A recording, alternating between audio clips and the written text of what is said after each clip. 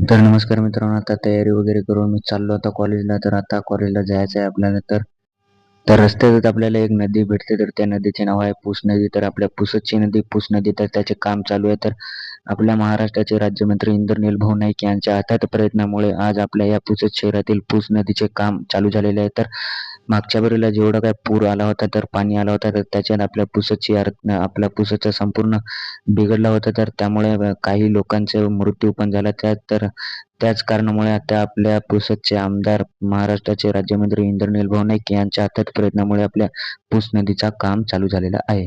त्याच्यानंतर मी कॉलेजला पोहोचलो आणि कॉलेजला पोहोचल्यानंतर कॉलेजच्या कॅन्टीनमध्ये बसलो आणि एक नाश्ता ऑर्डर केला. तर नाश्त्यामध्ये मी बोलवलं खिचडी आणि कढी. तर आता आपण नाश्ता करून आता आपण जाणार आहोत क्लासमध्ये. आता लगेच नाश्ता करून मी निघालो आता क्लासमध्ये. आता क्लासमध्ये जायचं आहे. माझ्यासोबत माझा मित्र आदित्य बापर आणि मी, आम्ही दोघे आता चाललो क्लासमध्ये. तर आज आम्ही लवकर आलो होतो कॉलेजमध्ये 11 वाजता. तर आज आमचा मराठीचा लेक्चर आहे 11 वाजता, म्हणून आम्ही आलो आता कॉलेजमध्ये.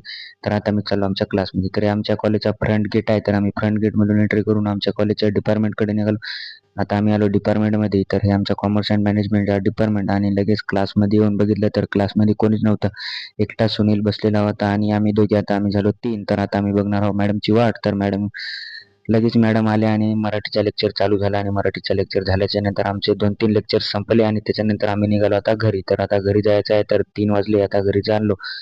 नंतर काढली माझ्या मित्राची गाडी आणि निघालो आम्ही आता गावाकडे. तर गावाकडे म्हणजे पुसदमध्ये. तर आमचा कॉलेज पुसदमधून 1 किलोमीटर बाहेर आहे. तर आता आम्ही चाललो आता पुसदमध्ये. त्याच्यानंतर गाडी चालवली मीच आणि निघालो आता मी घरी, म्हणजे रूमवर. आता चला, तर आजच्यासाठी एवढंच. भेटू लवकरच.